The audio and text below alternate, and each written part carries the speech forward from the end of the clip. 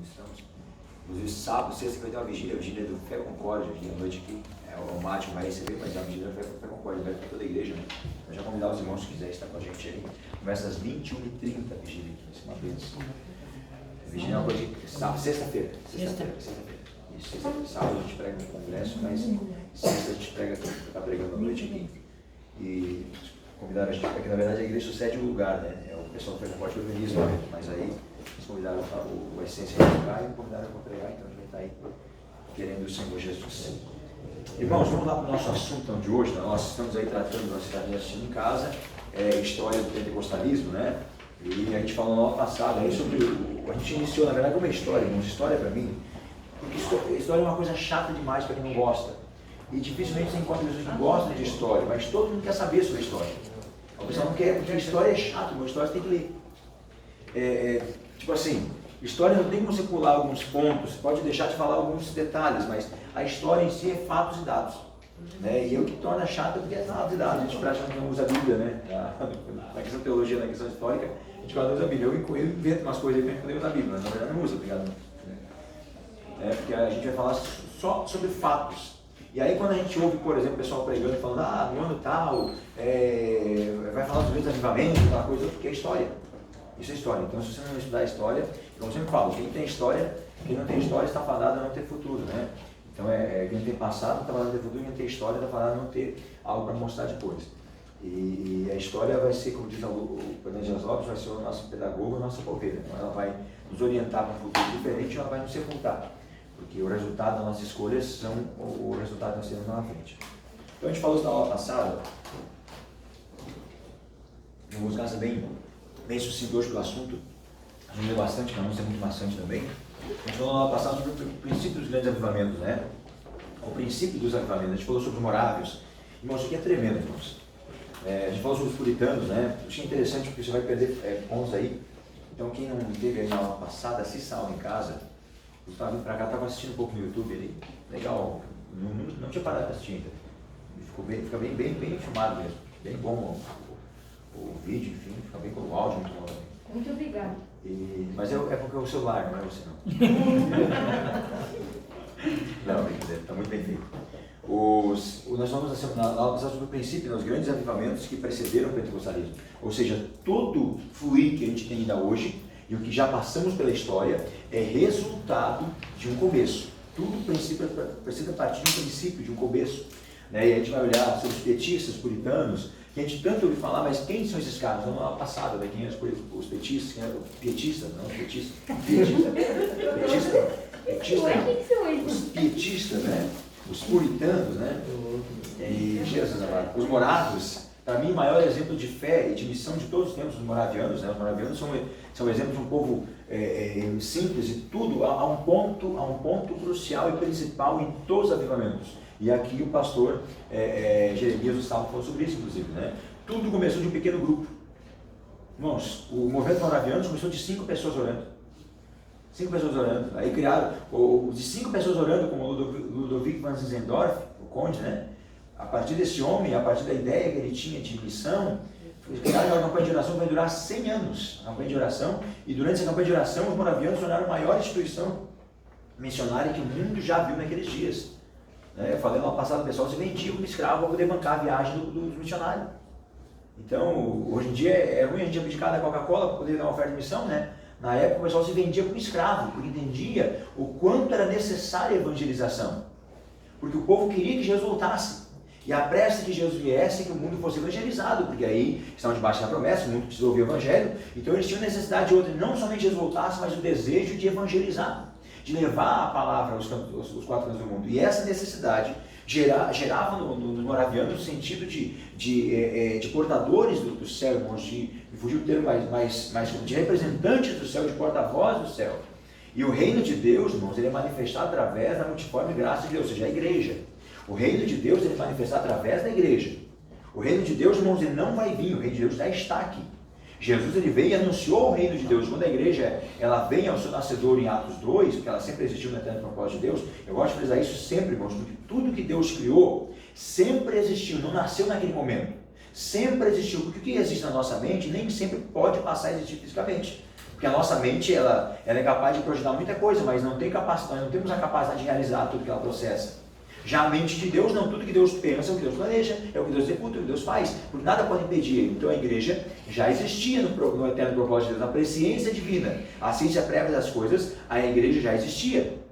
Ou seja, irmãos, nós aqui não vamos nunca ser um fruto do acaso. É por isso que, irmãos, é por isso que a Segunda Guerra Mundial não acabou com a igreja, é por isso que a perseguição, os 4 anos de Império Maometano, árabe, sobre a igreja, dominando a igreja, não acabou com a igreja, é por isso que os romanos, irmãos, de mais de 250 anos de perseguição, não acabaram com a igreja, e o anticristo também não vai acabar com a igreja, até que não vai. Não vai nada, irmãos, a igreja, não, irmãos, a igreja não vai ser eliminada, nunca. Hipótese alguma. Irmãos, podem acabar com o que quiser, podem inverter os papéis, podem inverter a questão da moral, que moral não tem mais que inverter, né? Podem inverter tudo isso. A única reserva moral que existe na face da terra chama igreja. A única reserva moral que existe é a igreja. A reserva moral que tem aqui. É por isso que quando aquilo que impede for retirado, quando a igreja estiver aqui, impede que o mundo seja do maligno, porque a igreja é o ponto de referência. O mundo todo pode se contaminar. E a Bíblia diz que quem é sujo cada vez mais, mas quem é limpo, limpo cada vez mais. Ou seja, é normal que isso aconteça, né? Mas a igreja é a reserva moral que existe. A igreja é a reserva moral do planeta, irmãos. Nós somos, veja que coisa, nós somos a reserva moral. E aí, então, o mundo não pode se destruir. A igreja vai continuar aqui do mesmo jeito. Só vai sair daqui quando Jesus buscar a noiva. Acabou. Até lá, irmãos, pode vir que vier. Sinto para vocês de novo, nós já passamos por Mussolini, já passou por Hitler, já passou por Bonaparte, já passou pelo Maomé, os grandes impérios, já passou pelos impérios romanos. Irmãos, e vai passar, passou por todo mundo e vai continuar passando, e a igreja vai continuar aqui do mesmo jeito. Não adianta. Quando chegaram ao Brasil, né, quando descobriram o Brasil, através das grandes navegações, né, primeiro eles falaram assim, descobriram um povo, uma terra que está longe da peste protestante. Não tem peste protestante aqui, né? Porque os protestantes é considerado uma peste na Europa, né? Porque aonde ia, lá tinha um grupo. Então nós chegamos num lugar que não tem a peste protestante. Eles achavam disso, né? Os navios cheios de judeu, já abrindo a porta, né? O judeu sempre na frente de abrir a porta. Quando soltaram o judeu ali, daqui a pouco, não deu 50 anos depois, já tinha uma comunidade evangélica no Brasil. Não deu 20 anos depois, estavam escrevendo um tratado de fé da Guanabara no Brasil já. Não adianta. Não adianta. Nós estamos, a igreja está em qualquer lugar do planeta, a igreja está, e o reino de Deus é manifesto através da multiforme graça de Deus, que é a igreja. A graça de Deus se manifesta na igreja como? De muitas formas. Porque a igreja brasileira prega o evangelho dessa forma, a igreja árabe vai pregar o evangelho de outra forma, a igreja na África vai pregar o evangelho de outra forma. É a multiforme graça de Deus, ou seja, a graça de Deus manifestada de várias formas diferentes, mas alcançando o mesmo objetivo, que é levar a salvação. Então, a igreja é isso. E aí nós vamos entender, irmãos, que nada vai eliminar a igreja vai continuar do mesmo jeito, faça ou menos ou mais, e outra, quanto mais bate, mais cresce. É nem mais do pão, né? A igreja, quanto mais bate, quanto mais persegue, quanto mais mata 100, vem 1000. Eu estava lendo ontem, eu estava listenando um vídeo de manhã pela escola dominical aqui, e aí foi levantado um ponto que eu achei interessante, né? A guarda pretoriana, nos dias de Paulo foi preso para Roma, e aí Paulo ficou preso lá, não lembro quantos anos que ficou preso em Roma. E o tempo que ficou preso lá, irmãos, ele pregou o evangelho para todo mundo. A guarda pretoriana era o último degrau de defesa do imperador, é a guarda pessoal do imperador, as pessoas, os homens de guerra mais importantes do Estado. Eram as pessoas mais, os caras que eram ligados com o governador, onde o imperador ia, eles iam junto. O imperador saía, era a guarda pessoal. E aí Paulo vai dizer que até a guarda pretoriana ouviu o evangelho. E aí ele vai dizer assim, os da casa de César te saúdam. Os caras que serviam, os caras que da casa, que da família de César eram crentes. Tinha crente para tudo quanto é lado, irmãos. E tem hoje ainda. Qualquer lugar você vai tem crente. E tem crente, né? Então, aleluia, a história vai provar isso. Vamos lá, vamos para a nossa lição de hoje, nossa situação de hoje. Que hoje nós vamos falar sobre o pentecostalismo nos Estados Unidos, página 31. Vamos ler bastante, tá? Eu vou procurar ler um pouco menos, mas nós temos aqui um assunto que precisa ser, na verdade é só assunto para a gente comentar. A gente vai ler bastante, embora alguns a gente vai tentar deixar de lá, mas não tem como. Nós vamos entender que os grandes avivamentos eles vão ter uma data de partida. Semana passada eu falei que foi em 1903, nos Estados Unidos, né? Na Rua Azusa, mas em 1900, a data mais atual para nós Porque nós temos que entender que o pentecostalismo nasce em Atos 2. Perdão, a pentecostalidade nasce em Atos 2. Pentecostalidade, como eu falei, pentecostalidade não é um movimento. Pentecostalidade é o que manifesta a vida da igreja, de Atos 2 até a vida de Jesus. Tudo que acontece está debaixo da pentecostalidade. Pentecostalismo é um movimento, que aí inicia-se sim nos Estados Unidos. Só que entre Atos 2, irmãos, a perseguição da igreja, a vida, os pais da igreja, a questão toda, durante a história, durante aqueles 4 séculos de era das trevas do papado, aquela questão toda, irmãos, nunca deixou de existir o movimento pentecostal. Nunca, irmãos, nunca deixou de ter focos de avivamento de língua estranha. Ficou um século nem falar língua estranha. Não, sempre teve. Sempre teve, sempre existiu. A chama não se apagou. Não se apagou, só não teve em evidência. E aí, quando em 1900 Topeka, 1900, né, nós estamos aí falando dos Estados Unidos, nesse momento histórico aqui, é que dá aquele estouro que vai gerar depois, em 1906, na Azusa, em 1910, 1911 no Brasil. Como tudo está sincronizado, né? Porque em 1910, irmãos, nós falamos de a igreja, Congregação Cristã do Brasil, chegando no Brasil aqui e trazendo para cá a chama do Pentecoste. Em 1911, Daniel Pérez Narvin inaugura aqui a Assembleia de Deus, né? Que não era a minha Assembleia de Deus no começo, mas inaugura a Assembleia de Deus aqui e faz desse grande movimento, que eu estava lendo os números hoje aqui ainda, se são atuais esses números aqui, deve ser, grande no Pentecostais do Brasil e do mundo. Vamos dar a introdução ali, quem lê para mim o primeiro tópico? Pode usar um depois do outro, não precisa se alvoroçar, pode ler depois do outro, tá? Voluntário, não? Começa na frente, né? Vai lá, Marquinhos, começa a cerimônia. Vai. Introdução. Como estudamos anteriormente, a história do movimento pentecostal tem suas raízes nos grandes avivamentos que sucederam à Reforma Protestante na Europa. No entanto, apesar da Reforma Protestante e tais avivamentos terem a Europa como centro de atividades e irradiação, esse continente não comportou os precursores do movimento pentecostal. Na realidade, muitos dos adeptos dos movimentos avivalistas, ou seja, movimentos caracterizados pela pentecostalidade, foram expulsos da Europa, tendo então que partir para um novo mundo, os Estados Unidos da América. Próximo. Sendo assim, na história do século XX, a ação do Espírito Santo, denominada pentecostalidade, meu Deus do céu, assumiu o formato histórico conhecido como pentecostalismo. Este movimento teve o seu início nos Estados Unidos, vindo a espalhar por todo o mundo. Outro aspecto a ser destacado é que o pentecostalismo também teve sua nomenclatura ao evento registrado em Atos dos Apóstolos, no capítulo 2, que menciona a descida do Espírito Santo no dia de Pentecostes. Deste modo, o movimento se conhece como um retorno às origens do cristianismo.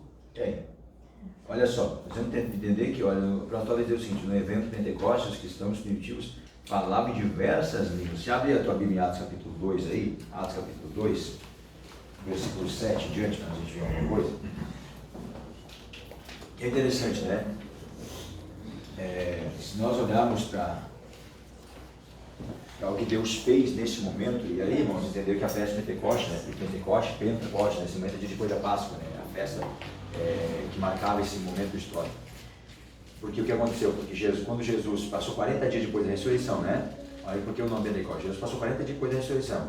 Aí ele diz assim: ficar em Jerusalém até que Deus já era vestido de poder. 10 dias depois que Jesus subiu, que significa os 10 dedos da mão, né? Que é a capacidade que nós temos de fazer, executar a nossa, o que nós queremos fazer, ou simplesmente abrir mão de fazer, que é o que eles resolveram fazer, alguns resolveram fazer alguma coisa. Porque quando Jesus foi assunto aos céus, tinha um grupo, ou se foram batizados no Espírito Santo lá, eram 120. Perceba que um grupo foi embora, um grupo abandonou. Por quê? Porque ele diz ficar em Jerusalém. Quando eu falo os 10 dias, são os 10 dias da mão, a capacidade que o homem tem de fazer ou levantar e dizer, Senhor, faz. É isso que a gente faz, não levanta a mão, né? Nos rendemos. 50 dias depois, fechou o dia de Pentecoste. Pentecoste era uma festa de oferta, uma festa colheita, em que eles iam ofertar. A festa, irmãos, é muito, muito longo o negócio, né? Mas um dos simbolismos da festa é que eles faziam primeiro os pães da oferta. Cada família cultivava, cada tribo cultivava o seu trigo. Só que ninguém fazia nenhum pão. Ninguém comia nada do trigo sem primeiro ofertar para o Senhor. Então o que se fazia? Havia um costume que se passava uma bacia de prata e cada família grande, tinha alguém que representava, porque era pelos pais, né? E ele pegava um punhado de farinha já tostado, mas ninguém tinha feito nada ainda, e colocava sobre aquela bacia de prata.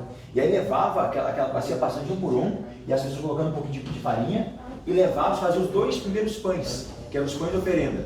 Então fazia os primeiros pães antes do judeu comer. Fazia os primeiros pães, colocava o sacerdote, colocava os pães dentro do incensário, pegava uma brasa do altar, da oferta, colocava embaixo dos pães, e ele então levava na frente do Senhor e com a oferta movida. E aí entrava o ar, porque o incensário sentia entrada de ar, entrava o ar por um lado e a fumaça pelo outro. A pedra aquecia, queimava o pão e oferecia ao Senhor. E é por isso também que é Pentecoste. Fogo, oferta e movimento. Fogo, oferta e movimento. Se tem fogo, se tem oferta, tem movimento, tem vida. Então, é por isso que nós somos pentecostais, por causa dessa promessa, sim. Mas há uma questão espiritual por trás, nós somos fogo, nós ofertamos nosso ser e nós temos movimento. Meu pentecostal parado, meu pentecostal é fora da casinha, né? Então, o evangelho, falando de pentecostais, essas coisas nós tiramos a meia doida que eu tenho na minha cabeça e mundo, né? Não tem como fugir disso, né? Atos capítulo 2, versículo 7. Vamos ver o que diz aí para nós. Quem achou pode ler para mim. O versículo 6 primeiro. Atos 2 e 6. Eu leio. Aqueles, pois, que se haviam reunido perguntaram, dizendo, Senhor, restaurarás tu neste tempo... Atos 2 e 6? Não, estou lendo o 1. 2 e 6. 2 e 6. Desculpa aí. E, correndo aquela voz, ajuntou-se uma multidão e estava confusa, porque cada um os ouvia falar da sua própria língua, na sua própria língua. E todos pasmavam e se maravilhavam, dizendo uns aos outros, pois que não são galileus todos esses homens que estão falando? Como, pois, os ouvimos cada um na nossa própria língua em que somos nascidos? Partos e medos, elamitas e os que... Quantos povos aí? Quantos nomes vão dizer? Vai lá. Partos, medos, elamitas e os que habitavam na Mesopotâmia, e Judeia, e Capadócia, e Ponto, e Ásia, e Frígia, e Panfilha, Egito, e partes da Líbia, junto a Cirene, e forasteiros romanos, tanto judeus como prosélitos, e cretenses e árabes, todos os temos ouvidos em nossas próprias línguas falar das grandezas de Deus. 17 aí, 18 línguas diferentes. 18? Eles falaram 18 línguas diferentes. E aí é a questão, deixa eu colocar para vocês aqui, na América Latina. Está no livro de vocês, tá? Está no livro. No Brasil, 26 a 2 milhões de evangélicos. 2 milhões. Mas não são pouca coisa, irmão. Evangélicos. E somos 17,7 milhões de pentecostais.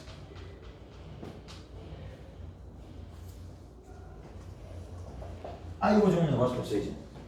Aí o pessoal diz, não, mas vocês são...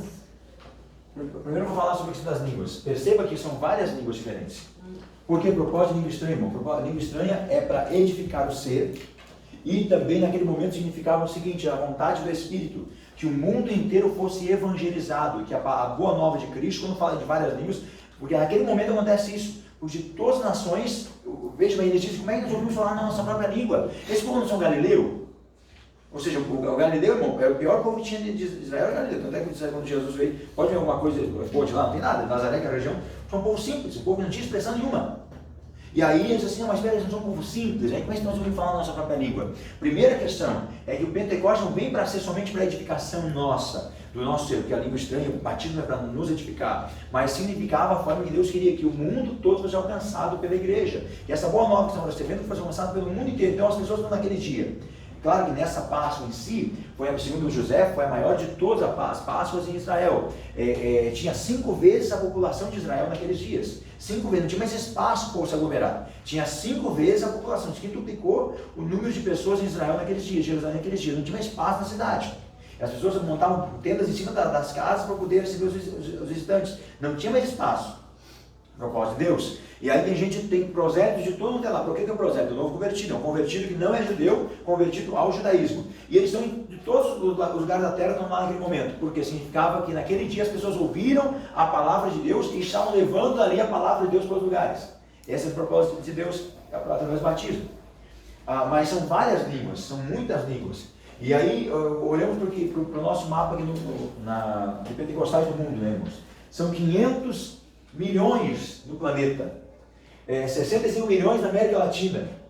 No Brasil nós somos 26,2 milhões de evangélicos, e desses 26 nós somos 17,7 milhões de pentecostais.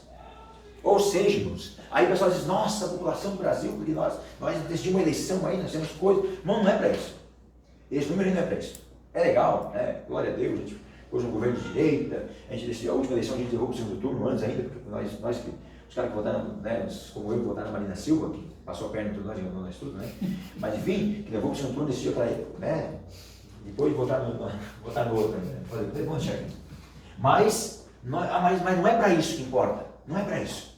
É entender que 17,7 milhões creem e são manifestam no meio deles a doutrina pentecostal. Irmãos, nós estamos falando de Atos capítulo 2, nós estamos falando aí do ano 33 da era cristã, e nós estamos falando hoje, 2021, dizendo assim, olha, nós estamos no Brasil, 17,7 milhões de pessoas que creem, e que não somente creem, mas que exercitam essa doutrina, que pregam essa doutrina, e que manifestam essa doutrina com verdade, do batismo do Espírito Santo, que Atos, o mesmo Pedro lá que sentiu isso, nós sentimos hoje.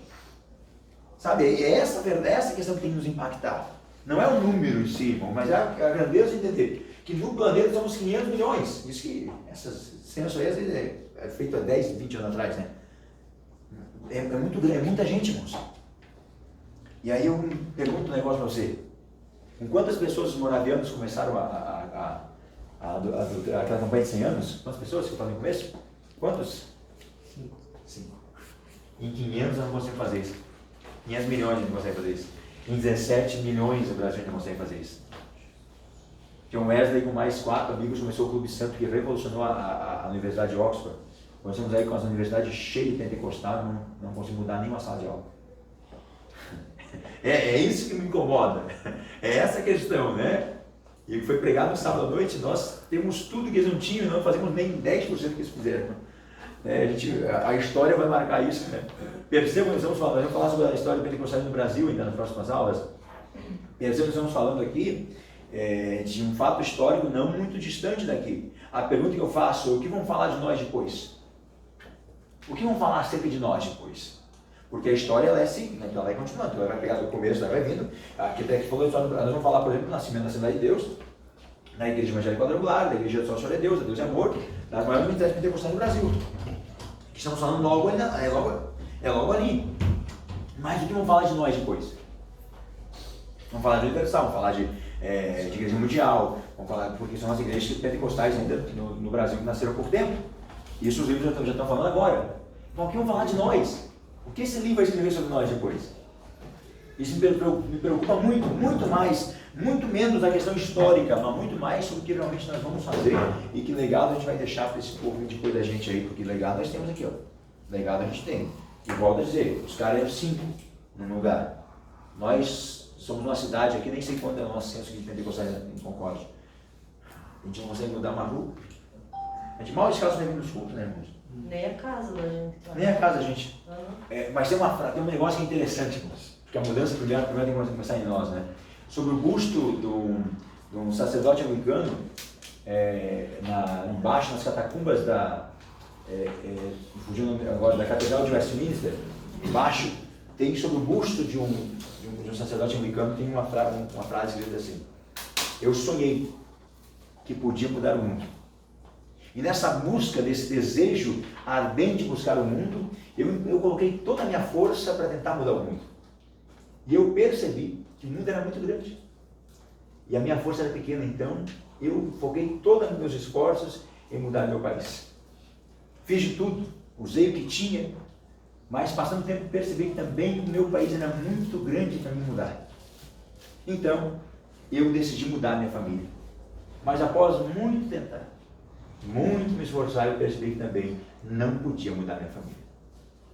Agora, ele relata isso, agora deitado nessa cama, nesse leito de morte, eu percebo que se eu tivesse focado todos os esforços em mudar a mim mesmo, eu poderia ter mudado minha família, talvez alcançado meu país e, quem sabe, transformado o mundo.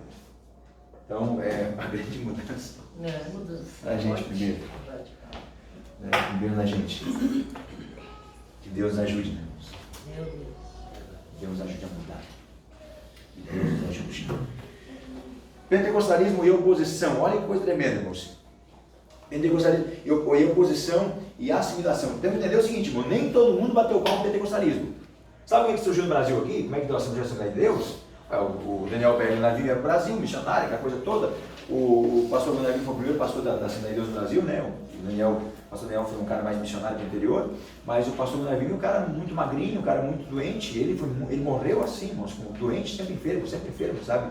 Ele sofreu uma grande rejeição, porque eles vieram para cá pregando Pentecoste. No Brasil já tinha Pentecoste, tinha igreja, tinha tudo, mas não tinha pentecostal aqui. E eles vêm e começam a pregar na igreja, enfim, uma igreja tradicional que tem até hoje no Brasil, e hoje são pentecostais também. E eles não aceitaram a doutrina e expulsaram eles. Aí, então eles conseguem reunir um grupo de gente, tem até a igreja, né? Ficar meio assim descontente, tal, faz o primeiro culto lá, e Jesus batizou o Espírito Santo no primeiro culto já. E aí surgiu uma vez também que teve a rejeição. E quando nasce esse movimento também tem a rejeição. Porque veja bem, irmãos, já tinha a igreja, já está estabelecido o evangelho. Agora nós estamos pregando uma tal de Pentecoste aí, e todo mundo sabia de Atos 2, mas ninguém acreditava em Atos 2. Atos 2 ficou naquele tempo lá, acabou-se. Então há uma resistência muito grande. Olha só, inicialmente o movimento pentecostal encontrou oposição por parte dos protestantes, porque não precisa ter Pentecoste. Entretanto, nada disso foi suficiente para impedir seu vertiginoso crescimento e presença no mundo. Não é exagero afirmar que o pentecostalismo tem causado escândalo aos teólogos e atualmente provocado admiração por parte das igrejas históricas. Dreyer escreve: é impressionante o crescimento acelerado das igrejas pentecostais. Em 1930, eram 10% do protestantismo. Em 1950, eram 2/3. Em 1965, eram 68,5%. De 244.800 passaram a 2.239.000 adeptos. De 1960 a 1970, o pentecostalismo cresceu 101% e o restante do protestantismo 44%. Percebam o desânimo, irmãos, a igreja, veja bem, a igreja da década do século passado para cá, ela deu um avanço tão grande, mas tão grande. Na década de 90, o pentecostalismo tomou conta do mundo, no Brasil, tomou conta, porque eles começaram a dar as campanhas, e libertação, e batismo, e profecia, e ninguém tinha isso no Brasil, e isso tomou conta, as igrejas lotaram, e principalmente a Assembleia de Deus, ela deslanchou, porque a Assembleia de Deus tem essa visão, nós não abrimos uma sala. Como eu fiz um palestrante um dia, eu estava fazendo uma palestra, um debate na verdade, e aí perguntaram o seguinte: o que vai ser da igreja em 2030, até 2030? A igreja é o país, o que vai ser do Brasil? Um país evangélico, disse um palestrante, não era crente, não eram crente, eram filósofos. E o cara disse assim: o senhor acha que debate? Sim, porque é o seguinte, olha, nós vamos entender o seguinte, as demais religiões se preocupam em ter um grande templo, percebam só, análise de um cara não crente, filósofo, de um grande templo, se preocupam em ter fiéis, adeptos e tal, e os evangélicos, o evangélico é uma sala vazia, 50 cadeiras de plástico, caixa de som, Jesus no peito e acabou. Isso é verdade. Nós sabe, é uma lona estendida ali, irmãos, meia água na frente, uma garagem vazia, nós estamos lá. Pega a mecânica, passa uma lona do lado e vamos lá, irmãos. Sabe? E aí, gente se convertendo, e o fogo pegando, e a gente batizando o Espírito Santo, e aí nós vamos voltar para o início. É a mesma coisa, sabe? O pentecostalismo tem essa questão, né? Tem essa vivência. Em 1916, irmãos, aí vamos para o terceiro ponto ali, avivamento em Topeka. Nessa cidade de Topeka, nos Estados Unidos, em Los Angeles, né? Não, Kansas, perdão. Kansas, Los Angeles é Azusa. Em Topeka, 1906, 1900 anos de Topeka. No Kansas. Agora estou falando dos Estados Unidos, né?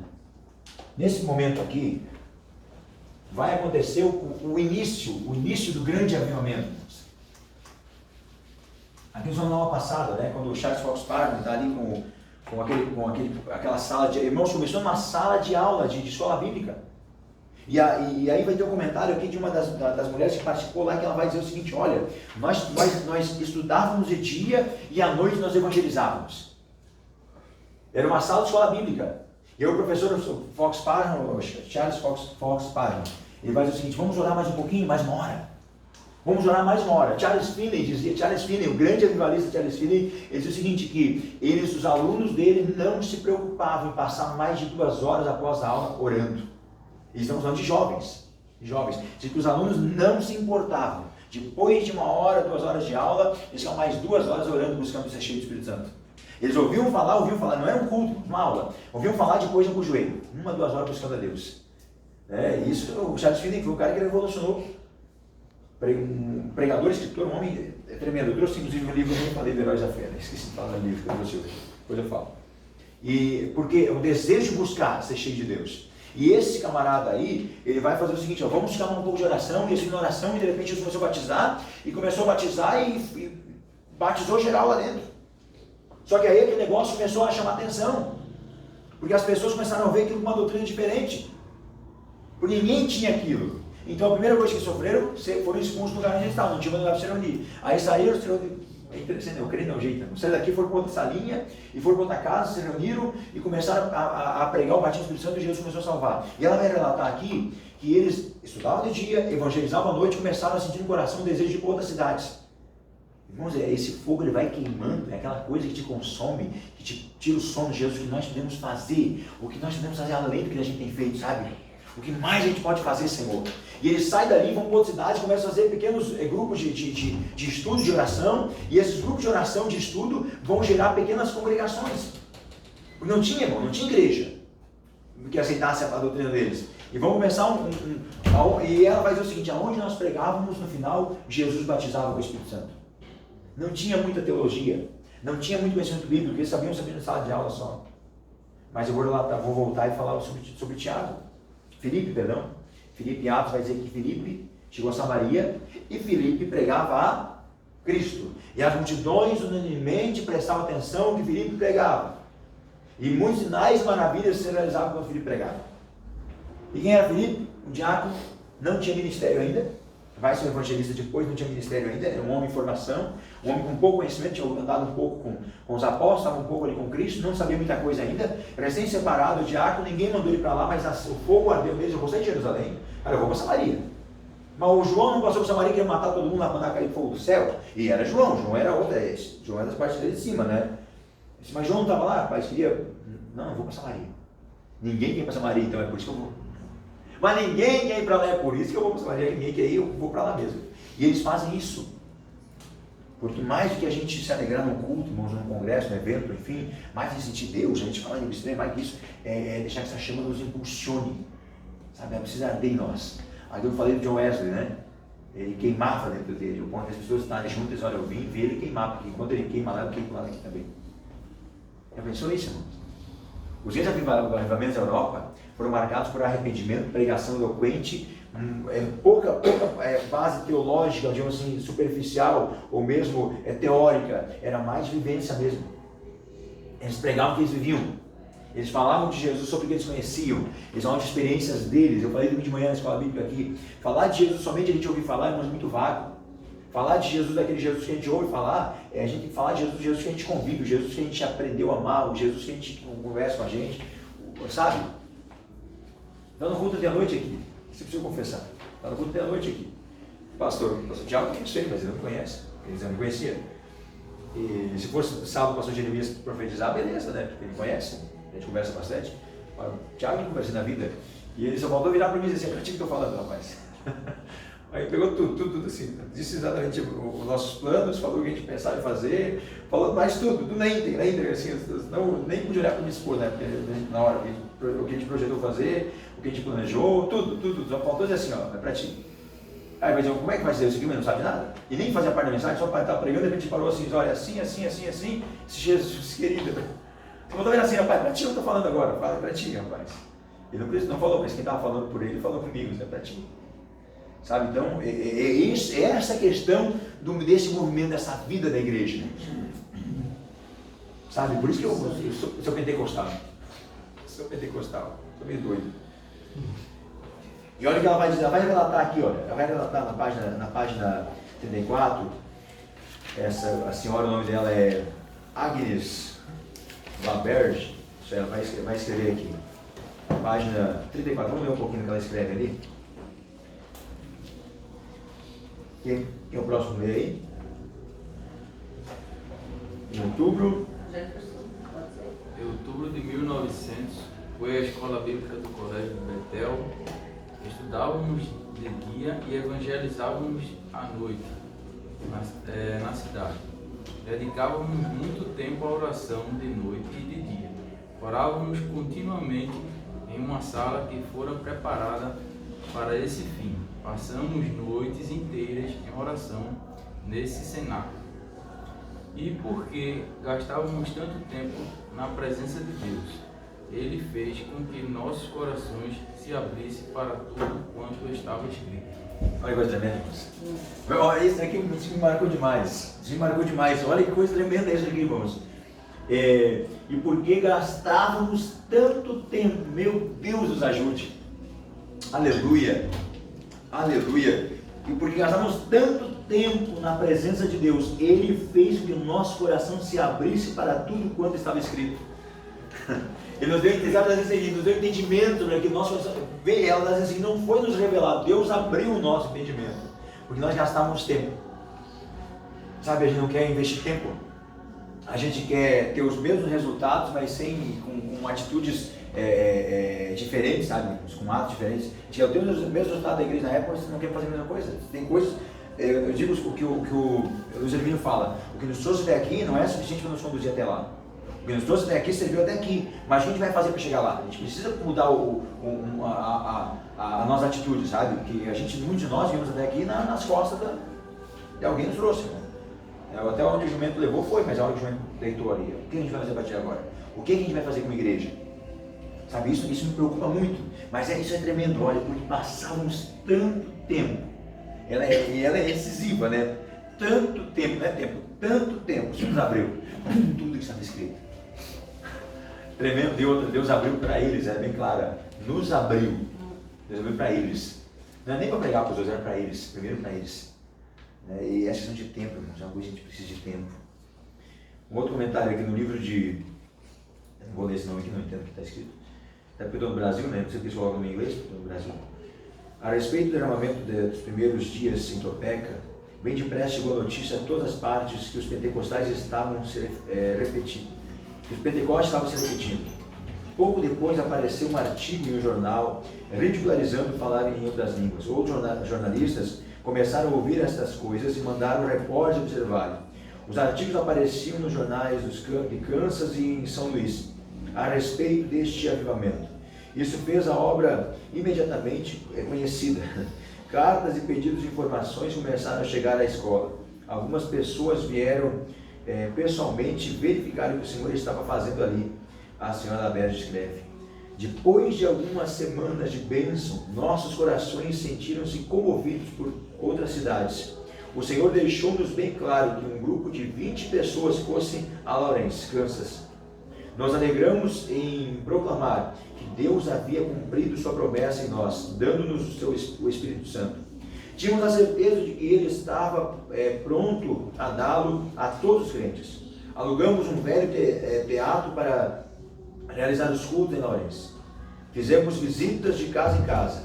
Orávamos pelos enfermos nas casas que nos aceitavam. Grande número de pessoas veio ao culto.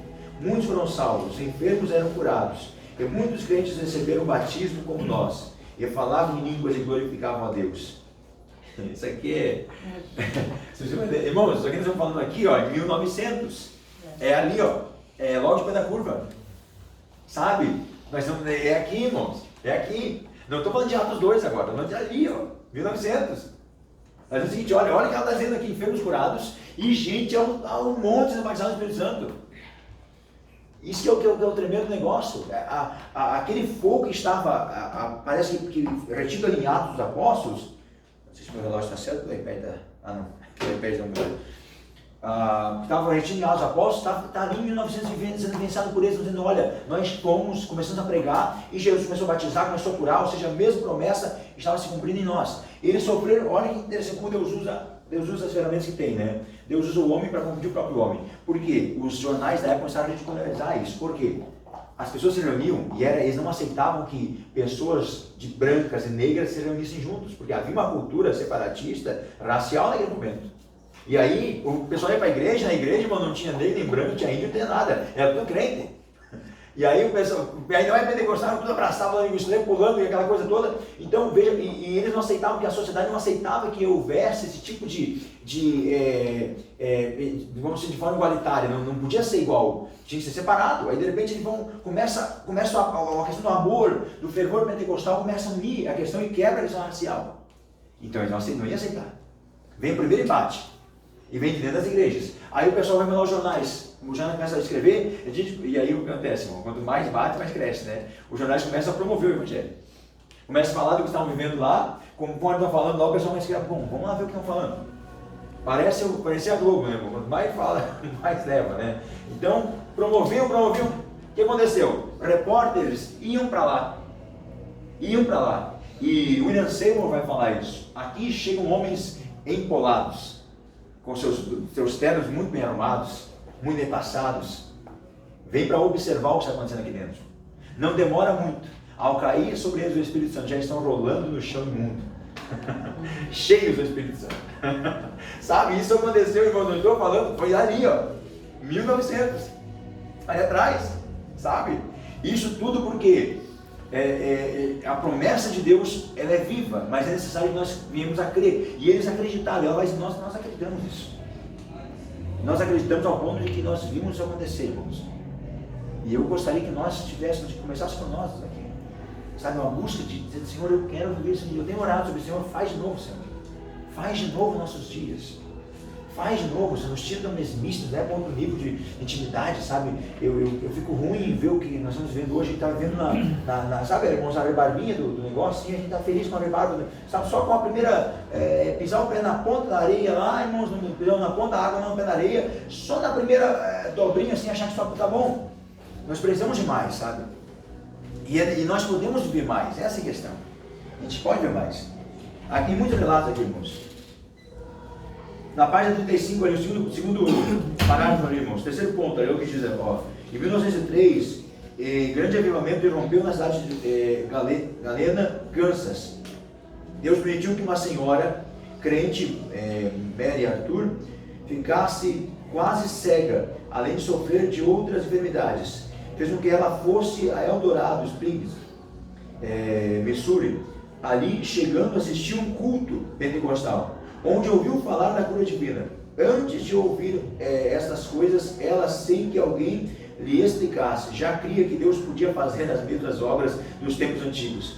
Antes de partir para Eldorado Springs, havia pedido ao pastor da igreja a que pertencia que orasse por ela, a fim de receber a cura. O pastor não negou que ela tivesse razão, alegou que estava muito sobrecarregado de serviço, mas que mais tarde, quando as ocupações fossem menos, oraria nesse sentido. Ela partiu para Galena em busca de melhoras para o seu corpo, e realmente achou o que tanto almejava. Oraram por ela, foi curada, recebeu maior fé, foi batizada com o Espírito Santo, e voltou para os seus contando-lhes o que Deus estava fazendo nesses dias. O pastor, esse negócio eu posso orar agora, irmão? Depois? Tremendo, irmãos. Eu estava em Otacílio Costa. E nós estávamos fazendo um reboco na parede lá da igreja. E eu porque eu não era pedreiro, era servente, né? Então estava coberto de massa. Levando o pau de massa, aquelas escadas abertas de madeira assim, irmãos, eu subi lá. E chegou o irmão lá embaixo. Pastor, eu pedi para os pastores, estavam em 4 pastores lá, trabalhando, mas moído, cansado, aquele solão, relento lá, e subindo com massa, e massa para encher o cinturão lá em cima. E nós subindo, e o cara chegou lá na frente e disse, pastor, o senhor ora por mim? Eu disse, o senhor ora por mim, você é mesmo ora por mim. E o outro já olhou para mim, não, tudo sujo de tinta, de coisa, de pastor, o senhor ora por mim? Eu disse, não, pode deixar. Já soltei o balde de massa, vai se vira esse pedreiro aí. Eu vou lá embaixo orar por ele. Eu esperava o pastor chegar, rapaz, nós estamos aqui, ó, vamos orar por ele.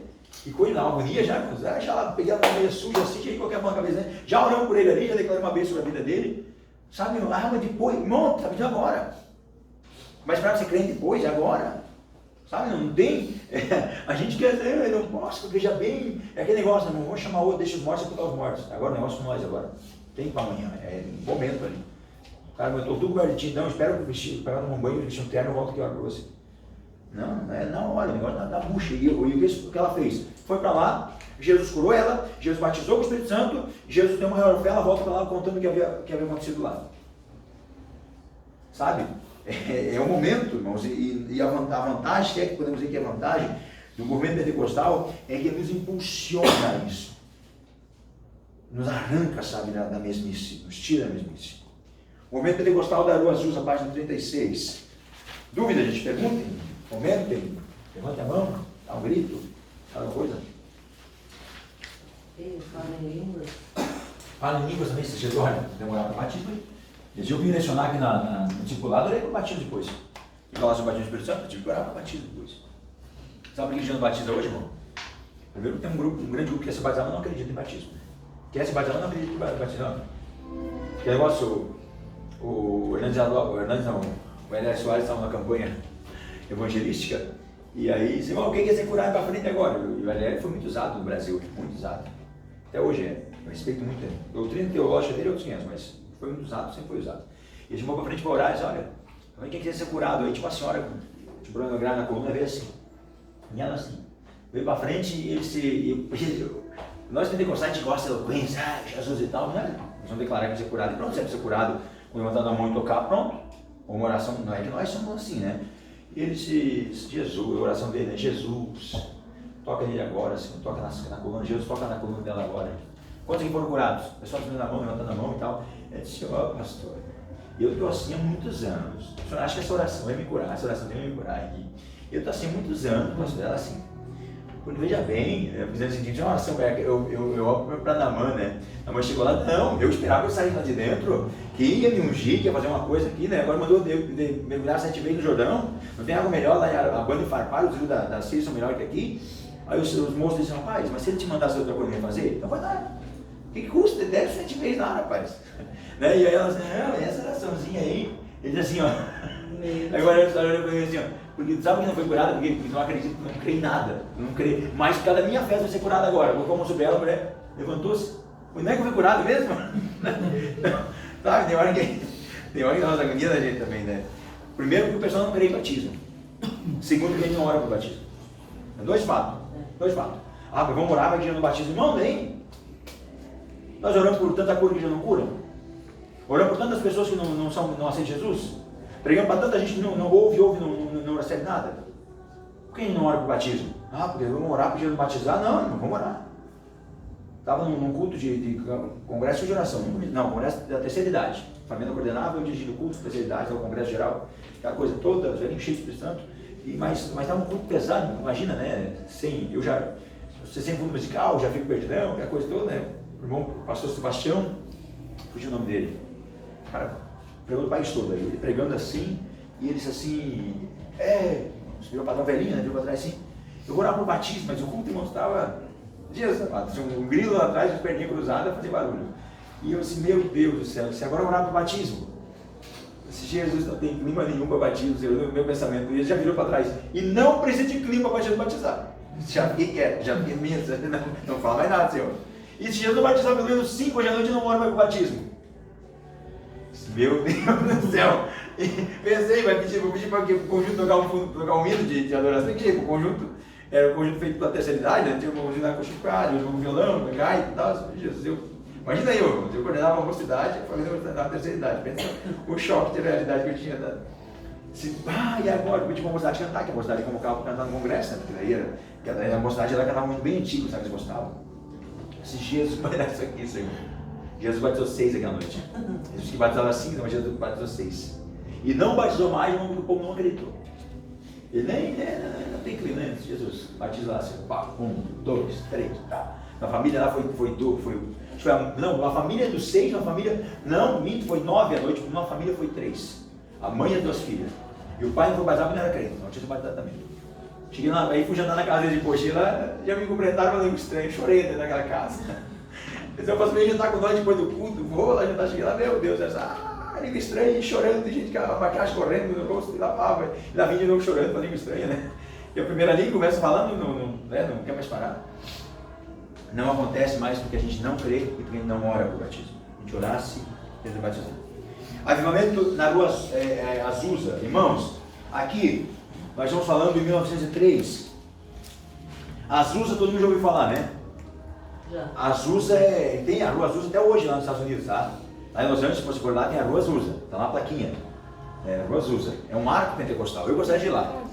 Porque fala o seguinte, mas porque não é amuleto. Não é amuleto. Mas se for em Jerusalém e visitar o lugar, a gente vai chorar pelo mínimo de emoção que vai ter. Não é o lugar. É você que está lá. Mas você lá na Azusa e saber que lá começou tudo isso, irmãos. William Seymour estava lá em 1900 naquela sala de Charles Fox Parham, sentado lá de fora, porque ele era negro, não podia sentar dentro, porque por causa da questão racial, sentado lá fora. William Seymour recebeu naquele dia aquele toque de espírito e ele se torna um pastor, porque como vou dizer mais uma vez, questão racial, e era muito forte, ele não foi aceito em algumas igrejas, então ele foi levado para o subúrbio, para as igrejas mais simples, as igrejas que vinham de afrodescendentes. E aí vai juntar o final passada, a diferença dos pentecostais que são afrodescendentes e os pentecostais que eram brancos é muito grande, porque vinha aquela cultura do culto afro, que era a questão da dança, palma, aquele negócio que é um culto literalmente pentecostal. E aí o William Seymour vai pastorear aquele grupo e leva a doutrina pentecostal dentro daquele grupo. Aí mais tarde ele vai para Los Angeles, e quando ele vai para esse lugar ali, eu contei na aula passada, ele vai ficar de favor na casa daquela família, e naquele dia em que eles fazem um culto familiar, Jesus batiza toda a família com o Espírito Santo, a casa começou a afundar no chão de tanto poder que desceu ali, as pessoas se aglomeraram para ver o que estava acontecendo, foram batizados pelo Espírito Santo também, entraram na casa, foram sendo batidos quando entraram na casa, né? Jesus batizou o que tinha na vizinhança, Jesus batizou aquele dia. Depois ali, não suportava, mas não tinha mais espaço na casa, eles alugaram esse lugar aqui, que era um depósito de cereais, mais tarde virou um estábulo de cavalos, e alugaram esse lugar ali e começaram a fazer os cultos ali dentro. E ali foi um ponto de referência tremendo. Pessoas do mundo inteiro tiveram passagem por ali. Inclusive, Daniel Berg e Navin tiveram um encontro pessoal com o William Seymour. Passaram por isso. Nós somos fruto dali. Assembleia de Deus é fruto daqui. Por isso nós falamos da Rua Azusa. O que Jesus fez nesse período de tempo em que ele pregava e disse, eu estava hoje à tarde ainda, e isso é interessante, ele fazia o quê? Ele pregava e depois de pregar, ele ia para o púlpito, sentava, colocava as mãos sobre os joelhos e colocava a cabeça aqui em cima, e diz os historiadores que era tremendo o que Jesus fazia. Jesus começava a batizar, todos que estavam ali, Jesus começava a bater o Espírito Santo. Curava, pessoas recebiam dons espirituais, pessoas recebiam hinos espirituais. O culto deles era o quê? Louvor, palavra e apelo. Não tinha outra coisa. Louvor, palavra, apelo. Para a gente ser curada, para ser batizada e para aceitar Jesus. Sabe, era só, não tinha muita coisa, não tinha muito. E aí eu percebo que hoje, a gente tem os nossos cultos às vezes são tão metódicos, irmãos. Que sabe, a gente chega no culto cansado. Sabe, vai ser uma coisa assim que. E nós estamos acostumados, nós vamos para o culto para bater cartão, né? Porque para muitos Jesus é o caminho, mas o pedágio é a igreja, né? Eu tenho que ir na igreja. Não tem. Nossa, que tirou essa. Mas é a verdade. Jesus é o caminho, mas o pedágio é a igreja. Não é minha, né? Vou plagiar a Luz Hermínio. Mas ele faz o que é verdade. O cartão do caminho tem que pagar o pedágio, tem que passar o cartão todo domingo lá ainda. Hoje eu tenho um culto de novo. Bom, se eu tiver que vir no culto, para vir no culto, não fica em casa. Eu já nem vim no culto, já venho todo corpo presente. Não, eu venho para o culto e vamos para adorar. Jesus, vamos para o culto. Vamos para o culto. Da de tarde, estou parando decoração, eu tinha pensado, o gerador tem uns escudos aqui, Senhor. Para não ir noite, eu tenho um manto aqui, Jesus. Eu já venho decoração e eu, sábado à noite, já estava no dia que eu gosto, né? Meia luz, aquele jogo de luz, aquela coisa toda ali. Jesus amado. Pena que não sei o que eu vou pregar hoje à noite, né? Já tem aquele negócio assim, sabe? Maravilha. Mas uma coceirinha, né? Me deu vontade. Já beijo na hora, né? De dar uma primeira pra mim. Mas essa semana eu mato a vontade de pregar, né? Eu vou pregar quinta, sexta e sábado, semana eu já mato a vontade. Disse, meu Deus, me dá pra mim, Senhor. Sabe, mas dá aquela coisa, porque irmãos, nós vamos para adorar. Ah, Jesus de Deus. Então o culto deles era o quê? Louvor, palavra, apelo. Ponto. Não tinha ênfase para outras coisas. A gente vê hoje em dia a gente vem, sabe, eu estava assistindo os Simpsons uma vez, eu não assisti os Simpsons. Eu assistia, né? Depois que eu vi tudo que tinha por trás, eu parei, mas eu lembro que eu não era crente, eu assisti os Simpsons. E tem um episódio desse que chega na igreja lá e se surpreende, nossa, o tamanho dessa igreja, como mudou. Tem uma placa na frente, assim, já com a foto a imagem de Jesus, assim, conforme pisca a luz, assim, imagina sorrindo, assim, seja bem-vinda, né? Aí geral passou no púlpito lá e tal, as cadeiras deles, eles sentam assim, o Romero aperta o botão e fala tremendo, assim, as cadeiras massageando eles, assim. Mas loucura, né, irmãos? Aqui em Santa Catarina tem uma igreja que é assim, tá? E a nossa, inclusive. E se ele chega lá, liga lá e fica lá tremendo nas costas, massageando as cadeiras. Que cidade que é? Não, vou falar. Mas tem aqui. Tem igreja que o púlpito é giratório, irmãos, fica aqui pregando aqui uma hora, tá de costas, pouco, tá assim. Aqui tem, aqui em Santa Catarina, inclusive, né? Você fica no meio, o pregador falando bem, mas eu vou pregar no lugar aqui lá, você me agarra no meio. Que loucura! Lá que ele gira bem devagarinho, né? Mas ele vira girando o culto todo assim. O culto fica girando. Onde o pregador está, em torno dele fica girando. Mas e quando o pessoal quer ler, como é que faz? E daí ele fica no centro da igreja. Ele fica no, tipo assim, fica no centro, mas ele fica pregando e girando. Tem umas bobiçadas que não sei o que Já fazer. não. Tem uma loucura. Já não tá Vamos procurar, né? Deixa. Olha só, a notícia dos jornais nas Azusa. Os jornais publicavam matérias dando um tom de indecência ao que estava acontecendo na Azusa. Eles estavam especialmente contra o fato de brancos e negros estarem se misturando novamente, olha só que interessante, se misturando novamente em espírito de amor e unidade do Espírito Santo. Todavia nada parou o mover de Deus na missão da Rua Azusa. Isso aqui mostrou-se gente de tudo quanto é lado. O que é que estava acontecendo na Azusa, pastor? Jesus estava batizando com o Espírito Santo. Bom, isso é acontecendo na Azusa. Aí que vai ter várias publicações, irmãos. Eu acho que é interessante ler alguma coisa sobre o que estava acontecendo na Azusa. Primeiro ponto ali, sem parágrafo, só de comentário ali, né? Historiador da igreja escreveu. Quem é o próximo ali, hein? Irmã? Eu? Pode ser? Isso. Uhum. Como é mesmo? 38 ali, o primeiro ponto embaixo diz assim, Rios, historiador da igreja, escreveu. Página 38. Não tô achando. Aquele ponto, aquele letrinho miúdo no meio. A fé apostólica. A fé apostólica contém muitas narrativas de tremedeiras, pessoas caindo no chão, mudez temporária, embriaguez do espírito e gargalhada santa, que aconteceram durante o reavivamento pentecostal na Rua Azusa e em outros lugares. Seria impossível fazer um estudo minucioso e completo deste tema no espaço de um curto artigo, mas o que se segue são algumas citações representativas. Olha só. Ah, tá. Olha só. Tudo isso, essa tá nudez, né, irmão? Tudo isso. A gente vai dizer o seguinte, porque hoje a gente vai dizer, não, mas peraí, a gargalhada é isso aí, é do espírito, aí vem um. O pessoal se passou, o espírito, sempre vai ter espiritualidade, o pessoal vai se passar. Daí você, não, peraí. Esse negócio da questão do riso, aí Benihim, aquela questão toda ali, né? Pois até agora ele disse que é mentira, não sei. Mas aquele de reiki, aquele pouco todo ali daquela questão da unção do Kaikai, da questão da igreja de Toronto no Canadá, enfim, já ouviram falar disso, né? Que a Assembleia de Deus não recebeu esse tipo de coisa no Brasil, mas muitas igrejas receberam. Quando veio o avivamento de Toronto, no Canadá, aquela questão do grande avivamento lá, as igrejas brasileiras copiaram muita coisa para cá. Veio unção do leão, unção do tigre, unção do cachorro, unção da águia, unção não sei o que mais. Unção de bicho nem se fala na Bíblia, né? Mas, aqui nesse momento aqui, a gente está falando de todos esses sinais acontecendo no meio deles ali. A gente vai criticar muito, porque veja bem, isso aqui não tem base teológica para defender isso. Não tem base para defender, não tem. Então a gente vai dizer, mas pô, então eles estavam errados. Estava errado. Até estava errado, irmãos. Mas eles estavam vivendo uma coisa que nós não estamos vivendo hoje. Eles viveram um negócio que nós não vivemos hoje. Então, aqui a gente comete alguns anacronismos por julgar isso, porque a gente está julgando uma ideia presente com fase do passado.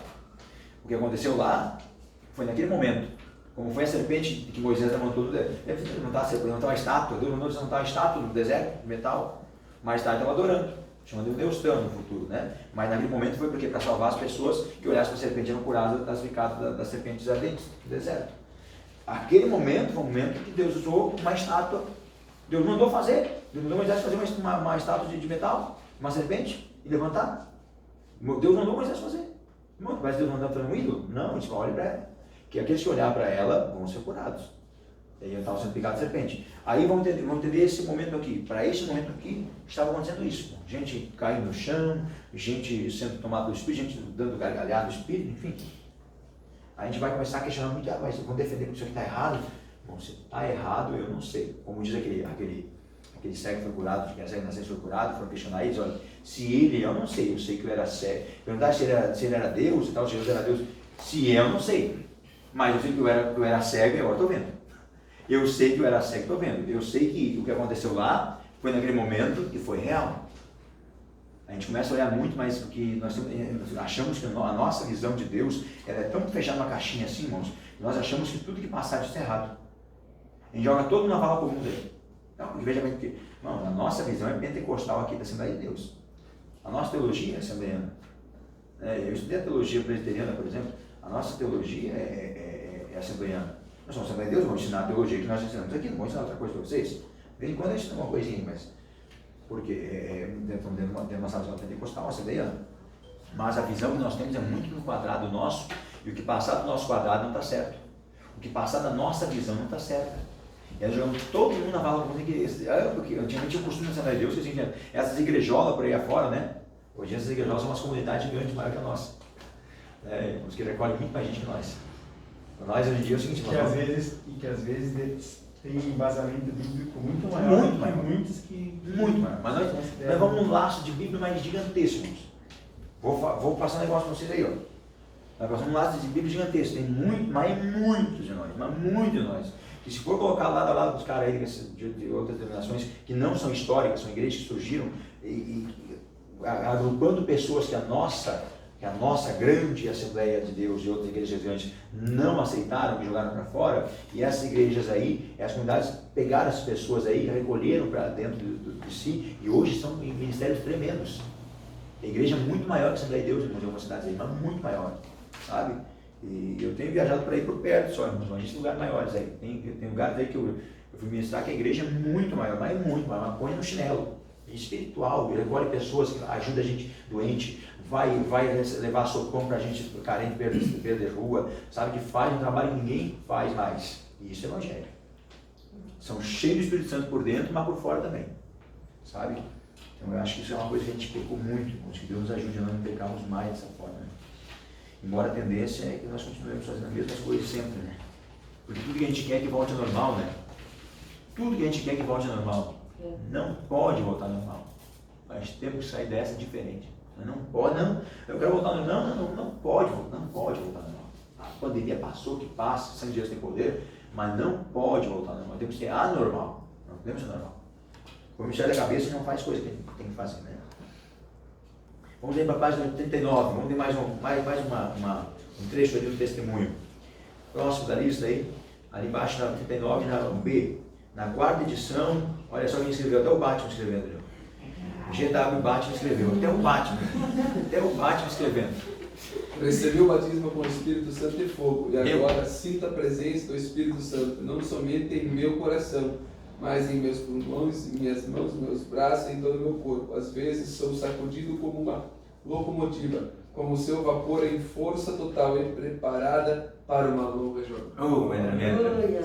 Sabe isso aí quem fez? Isso aqui vem da alma, irmãos.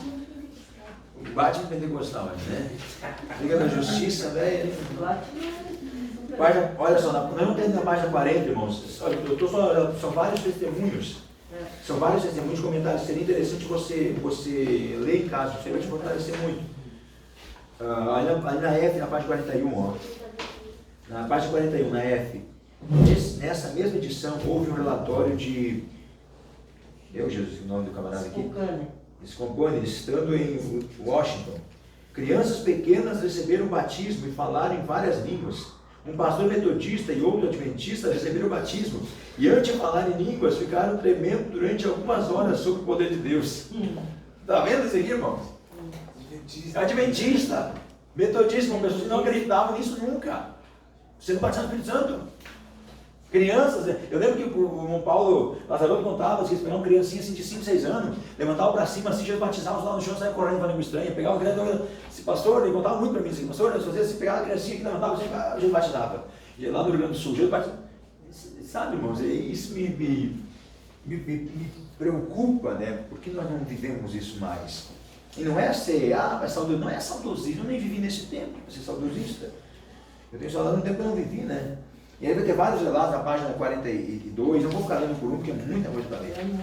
Nossa, mas só que, olha na página 43 ali, Henry Prentice relatou o seguinte na edição de maio de 1907, na G, ali na página 43, página 43 na G. Página 43 na G. Fomos à reunião onde se encontra o irmão Blasco. O Senhor abençoou maravilhosamente o culto e uma preciosa pecadora foi salva, santificada e batizada com o Espírito Santo. O Senhor encheu a sua boca com uma gargalhada santa e ela falou em novas línguas, e desde então tem estado sob a influência do poder de Deus, cheia de júbilo e alegria.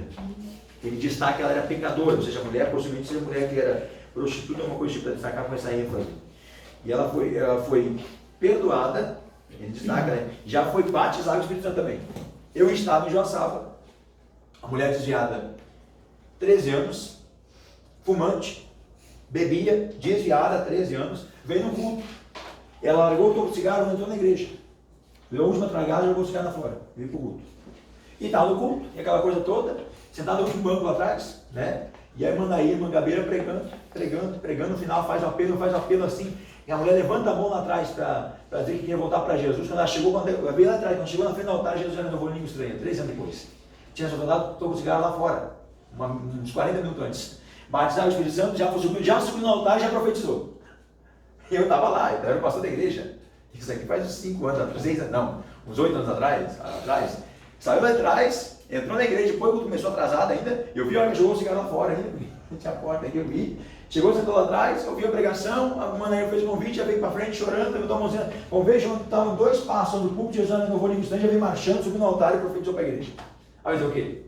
Aí eu disse, não, mas não pode, não pode profetizar, agora no dia de sábado não pode caminhar, no dia de sábado não pode curar no sábado, não, espera segunda-feira. Religiosidade, não pode profetizar aqui, religiosidade, judaísmo puro, né? Não veio profetizar, Jesus ia falar pela boca da jumenta, eu vou profetizar, vou impedir de falar pela boca da mulher arrependida. E profetizou, irmão, já é uma glória de Deus na igreja. Né? A mulher talvez está com o pulmão cheio de fumaça ainda.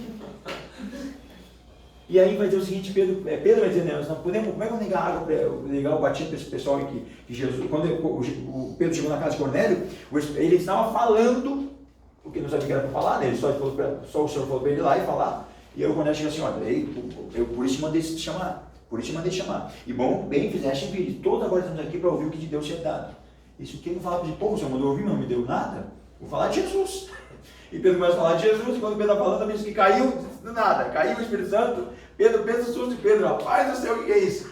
Desceu a glória aqui. E Jesus começou a batizar com o Espírito Santo, e Pedro agora vai fazer o quê? Batizar nas águas. E o pessoal, não, mas quando Pedro chega lá, Senhor, tu estiver na casa do homem ímpio, Senhor, olha, eu estava lá. Jesus batizou com o Espírito Santo, como é que eu ia rejeitar o batismo desse pessoal que Jesus não rejeitou? E agora? Agora o pessoal deu para trás, agora fazer o quê? Se Jesus batizou com o Espírito Santo, como é que eu ia rejeitar a água para eles? Não, já batizando na água mesmo, já jogou tudo na piscina lá.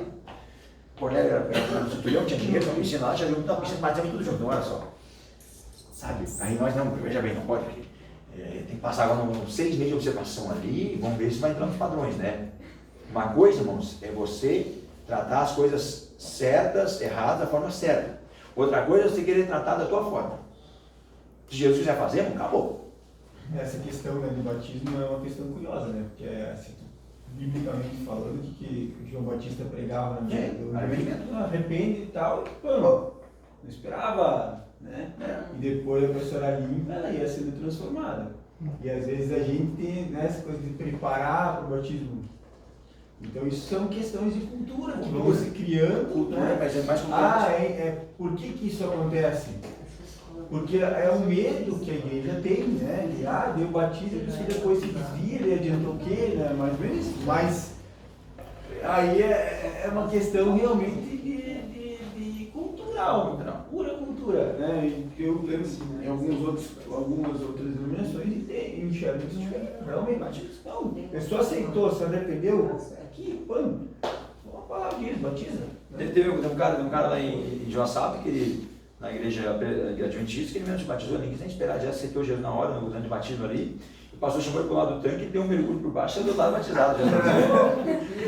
Chegou, ele estava tão ansioso, já deu foi descendo na piscina, desceu um mergulho por baixo, o pastor pegou do lado, só pegou o dia inteiro, já batizou ele mesmo. Mais ou menos comigo, assim, Você batizou sua vida. Mas a questão assim que eu vejo é ao passar dos tempos o temor, né? Porque assim, Sim. coisas que eles aceitam Jesus hoje, eles já querem ser batizados, né? Eles aceitam Jesus, como é que eu faço ele batizar? Mas amanhã ele está naquela mesma vida que ele estava antes de ele entrar na igreja, então falta um pouco de temor em muitas pessoas. A pessoa que aceita Jesus, sim. Na época o cara estava Jesus, ele estava porque veja bem, a pregação, tudo é pregação. E o cara pode passar por todo o processo de discipulado, passar por acompanhamento, tudo menos se desviar, né? E se desviar. Eu discipulei várias pessoas que se desviaram. Entendeu? Então, pode passar, só que eu entendo isso aqui. Agora, essa questão por exemplo, nos dias de Pedro, por exemplo, que eu citei aqui, cara, ele não tinha nem como negar, porque eles foram batizar no Espírito Santo primeiro.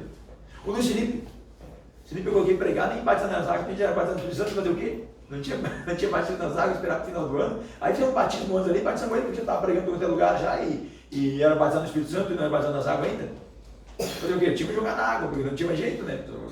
Pelo menos para jogar nas águas, poder colocar, nem batizado vai, está pregando já.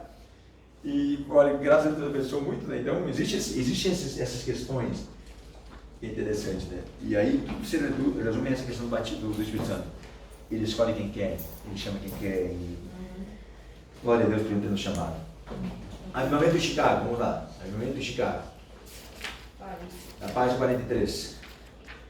Chicago, considerada a segunda cidade importante dos Estados Unidos, foi palco de um dos mais significativos avivamentos que marcaram a história do pentecostalismo. O grandioso avivamento de Los Angeles chegava à grande metrópole do centro. Segundo Emílio Conde, em 1907, o jornal Aliança Semanal, órgão da Aliança Missionária Cristã, olha só, tinha um jornal, e isso é uma coisa que nós perdemos muito. As maiores universidades eram presididas, dirigidas e ministradas na sala de aula por pastores. Maiores universidades sempre. Os grandes jornais que circulavam nos Estados Unidos eram de crentes, tinham nomes evangélicos, inclusive. Sabe? É de importância tremenda. Os Estados Unidos é um país protestante, um país crente, irmão. País berço de grande avivamento. Olha para os Estados Unidos que se tornou hoje. E olha para nós que nós estamos nos tornando também. Sabe? Que hoje nós somos muito mais briga política do que questão de briga pela fé. Então, a tendência é nós ir com o mesmo rumo. Irmãos, os maiores jornais das cidades eram de gente crente. Os empresários eram crentes. Então lá as empresas, os jornais até hoje, não são mais de crente. Eu lembro que o pastor Marcos Romano teve um momento na Igreja Católica, a Universidade Católica do Paraná, né, eles fizeram a filha dele estava na faculdade, enfim, e eles foram obrigados a fazer um artigo sobre homossexualismo. E ela disse, não, vou fazer sobre isso, não escrevo. Eu sou cristão, sou crente, não escrevo, meu pai é pastor, não vou escrever sobre isso. Porque se eu escrever, não, mas tem que escrever, defendendo a tese, né? E eles não, e foi uma briga, e ela chegou em casa, contou com o pai dela foi lá. Foi lá, Marcos Romano, um grande pregador do país aí, um homem muito usado na palavra com isso. Foi lá e disse, olha, é o seguinte, minha filha, mas você escrever sobre isso, fizeram reuniu toda a questão da reitoria lá para conversar com ele, porque marcou horário e tudo, era um pai, né? Não vamos falar sobre isso, não, vai falar sobre isso, porque a professora bateu de frente e disse, olha, primeira coisa, nós não vamos falar sobre isso, se ela estiver obrigada a escrever sobre isso aqui, eu vou reunir amanhã, mas toda a igreja Assembleia de Deus aqui de Curitiba, e nós vamos ir para frente aqui, vamos fazer mais com placa nas mãos, e na época ainda não estava essa perseguição tão direta da igreja, né? E tem mais uma, olha para a formação de vocês, essa universidade é a Universidade Católica do Paraná. Vocês têm o berço de vocês, é cristão. A formação de vocês é cristã, por isso tem uma Bíblia aqui dentro, por isso que tem um espaço de oração aqui dentro. O berço de vocês é cristão e foi e bateu em cima. Hoje está do jeito que está. Mas as grandes universidades do planeta foram formadas por crentes. A maior matéria cursada na época era teologia. Sabe? O que todo mundo queria fazer na época era teologia. Hoje, então, lá se conseguiu uma universidade que reconhece teologia, que reconhece o ensino superior. Para a gente concluir aqui. Em janeiro, escrevemos que estávamos satisfeitos pelo fato de havermos sido visitados por Deus e por muitos irmãos abençoados, mostrando também que o tabernáculo evangélico, como uma igreja, havia escolhido uma tarde todas as semanas para orar de modo especial, a fim de recebermos tudo quanto Deus nos fizera dar, para sermos livres de todos os enganos de Satanás e de todas as obras da carne. O resultado até agora tem sido satisfatório. O Senhor nos ouviu e respondeu às nossas orações. No dia 12 de junho, ao terminar o tempo regulamentar de oração, um grupo de 9 pessoas nos deteve para continuarmos a orar. Não tínhamos esperado muito tempo, quando um do grupo, o nosso diretor de classe, homem digno de toda a confiança, de grande experiência cristã, estava orando com rara diligência, aumentando a intensidade da súplica, quando repentinamente o Espírito Santo parecia vir sobre nós, como no princípio, pois alguns foram fortemente tocados, enquanto o irmão começou a falar em outras línguas e a magnificar a Deus em alta voz. Enquanto ele falava, os outros foram alcançados. Uma das coisas que a gente tem hoje em dia, veio uma moça, veio no sábado, uma jovem, no sábado a gente convidou. Veio no sábado, ela está com um mês e pouco de fé, mas ela foi criada dentro da igreja. Desviou, mas agora tomou uma posição de voltar, mas não congrega aqui, no outro ministério. E eu fui para ela hoje de manhã, cheguei, aí, tu gostaste do culto? Ela disse, gostei, mas, nossa, vocês gritam muito, né? Eu disse, você não ouviu nada, né? Eu disse, não, vocês gritam bastante, nossa, grito demais, mas grito. E me diz uma coisa, o que tu sentiu? Nossa, tinha uma coisa tão boa. Sabe, mesmo a gente gritando, não, nossa, tinha uma coisa tão boa, meu Deus, uma paz, um negócio bom demais. Olhar para ela assim, com as mãos levantadas, chorando, nós gritando para danar, mas ela, vocês gritam bastante, mas eu senti uma coisa tão boa e vocês gritam lá. Sabe por quê, irmãos? Porque o que assusta, o que causa dano é pecado. O Espírito Santo não assusta, não causa dano. O Espírito Santo vem para nos movimentar, para gerar vida em nós, para nos avivar em outro. Enquanto nós estamos aqui, ele vai tocando outras pessoas através de nós e tocando outras pessoas. Não tem a questão de, mas vamos ter cuidado, veja bem, meu Deus, vou pensar que, o pessoal, vou orar, mas, sabe, a gente se controla e tal. A oração parece uma oração que nem Deus escuta, né? Nem a gente quer ouvir. Sabe, irmão, soltar, deixar Deus fluir em nós, porque Deus quer fluir em nós para fluir em outras pessoas através de nós. Isso é o que aconteceu naqueles dias, é o que ele está relatando ali. Para terminar, último parágrafo de baixo, penúltimo. Na cidade de South Bend, no estado de Indiana, distante de uns 100 quilômetros de Chicago, residia um pastor batista que chamava Gunnar Wingren, onde afirma, não sei se vocês ouviram falar desse cara, né? Atraído pelos acontecimentos do avivamento de Chicago, o jovem originário da Suécia foi a essa cidade a fim de saber o que realmente estava acontecendo ali. Diante da demonstração do poder divino, ele creu e foi batizado no Espírito Santo. Posteriormente, Gunnar Wingren foi uma convenção de igrejas batistas em Chicago. Essas igrejas haviam sido influenciadas pelo movimento pentecostal. Ali ele fez uma boa amizade com outro jovem sueco que se chamava Daniel Berg, que também fora batizado com o Espírito Santo. Ambos sentiram-se chamados para fazer missão no Brasil. E a partir desse momento começa uma das mais fascinantes etapas da história do pentecostalismo. Aqui, né? Veja bem o que eu estou falando, isso é logo ali. Nós temos 113 anos nesses dias. 113 anos nesses dias da Assembleia de Deus. É logo ali, irmãos. É 100 aninhos ali atrás. E aí eu volto a dizer o que eu tenho dito sempre. Faz de novo, Senhor.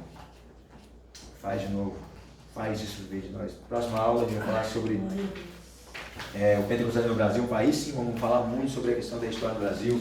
Celina de Albuquerque, Daniel Berg Narvin, pastores que deram nome aqui no Brasil. E como o trabalho se deu no Brasil durante esse período de grande avivamento que está até hoje dentro do que nós chamamos de Assembleia de Deus. Combinando? Sim. Passo o